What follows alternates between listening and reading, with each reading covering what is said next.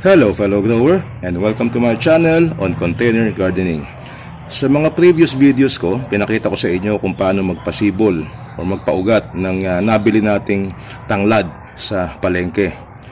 So in this video naman ay share ko sa inyo paano mag-alaga ng tanglad na nakatanim sa inyong container. Ibig sabihin, yung nabuhay na siya at lumago na, kagaya ba nitong nasa akin. Ito kasing tanglad, medyo pihikan ito. Pagka pinaugatan mo siya halimbawa sa tubig, tapos ay itinanim mo sa container, madalas niyan ay medyo mamamatayan ka pa. At marami na nagsabi sa akin na hindi nabubuhay pagka nasa container itinanim.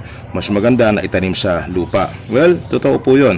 Pero pwede rin siyang buhayin dito sa container basta nasa tamang pag-aalaga lang ang gagawin natin. Una-una, itong tanglad, ayaw niya ng laging basa yung kanyang lupa. So ito, kung diligan ko ito, tinitingnan ko muna na talagang tuyo yung kanyang lupa. Mga 2 inches from the top of the soil, i-insert ko yung finger. And then pagka tuyo na yung mga 2 inches na yan, pwedeng diligan. So dito sa lugar ko, natutuyo ng ganon pag panahon ng tag-araw, after mga 1 week or after 10 days, yun, doon lang ako nagdidilig sa kanya. So ang first rule dyan, lalo pagka bagong tanim pa lang, yung pinaugatan na tanglad, ay huwag mo siyang laging didiligan.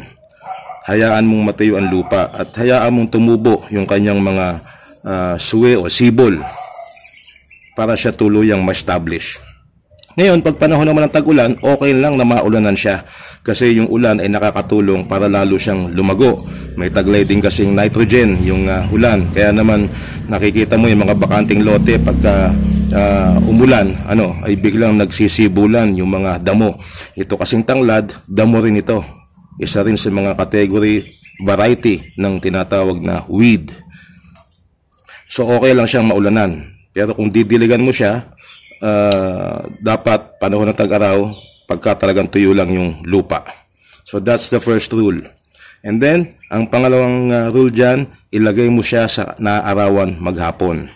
Pwede na sa kanya yung mga tipong 5 to 6 hours na naarawan. Importante sa kanya yung maarawan para mas mabilis yung kanyang maging paglago. Kung malilim sa iyong lugar, nasa container naman yan, medyo ihanap mo lang siya ng maliwanag na portion sa iyong bakuran at makakabuhay ka rin ng tanglad. So magkakaroon ka ng mga failures sa umpisa, pero later on makukuha mo rin yung kiliti niyan. At pag nag-umpisa ng mabuhay ang tanglad kagaya nito, tuloy-tuloy na yan. Dapat yung container mo na paglalagyan ay malaki. Ang tanglad kasi ay naglalabas ng kanyang bagong sibol sa ilalim din, kagaya niyan. Ayan. So palapad ng palapad yan hanggang sa makover niya na yung container na yan. So mas malaking container na pagtataniman, mas maganda. Pagdating naman sa lupa, yung lupa mo dapat ay medyo mabilis mag-absorb ng tubig. So siguro haluan mo yan ng ipa ng palay o kaya ng pumice o kaya ng buhangin.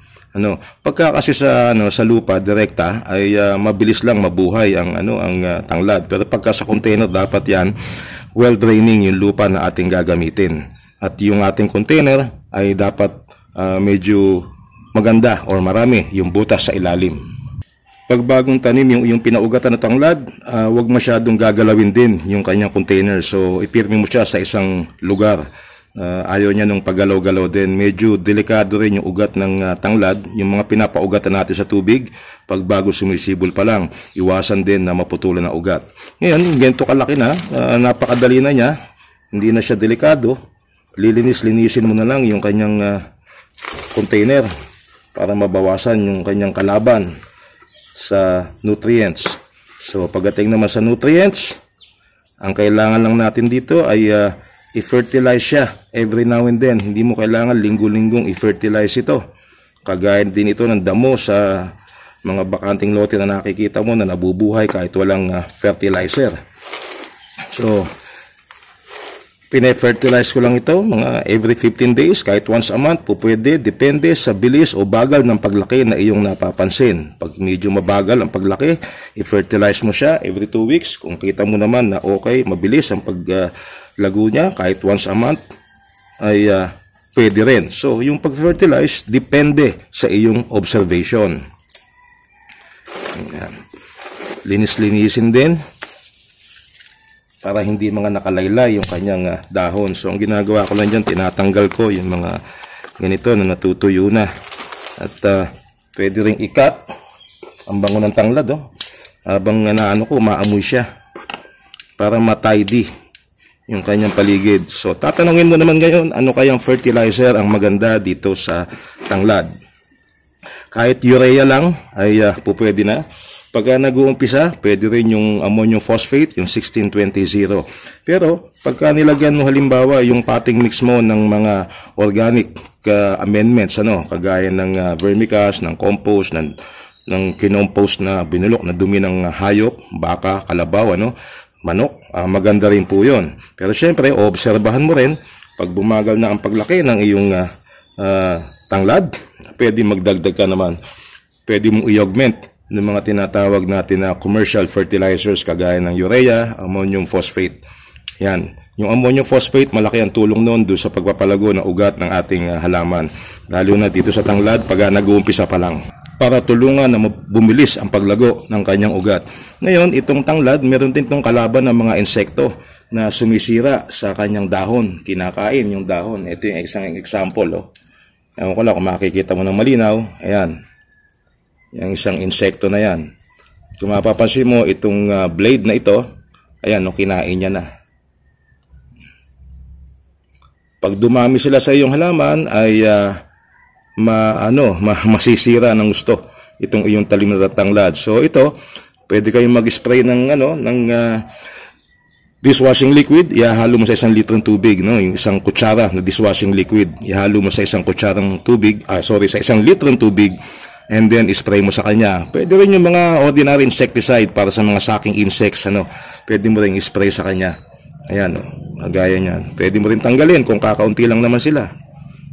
At tapakan mo na lang, patayin. Pero syempre, kung marami kang tanim, mas maganda na mag-i-spray ka na lang. At yung dishwashing liquid, okay na po yun, safe na yun, nakakapatay na yun ng mga insekto na kumakain dito sa pasensya na po sa ingay, na kumakain sa blade ng iyong tanim na tanglad. So, ganyan lang kasimple kung paano mag-alaga ng tanglad sa container. At later on, ito, pagka napuno na siya, marami na masyado, maugat na siya, covered niya na yung container ng ugat, pwede siyang paghiwa-hiwalayin. Halimbawa, itong portion na to, bubunutin lang yan, and then itatanim, ililipat. Ganun lang kasimple ang paghihiwa-hiwalay niyan. So, pagka nakapagtanim ka ng ganito, hindi mo na kailangan na mag-umpisa uli na magpaugat galing doon sa mga binibili natin sa palengke.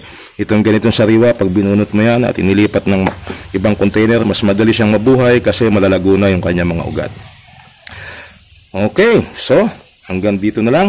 Maraming salamat sa panonood at sana may napulot kang idea kung paano mag-alaga ng tanglad sa container.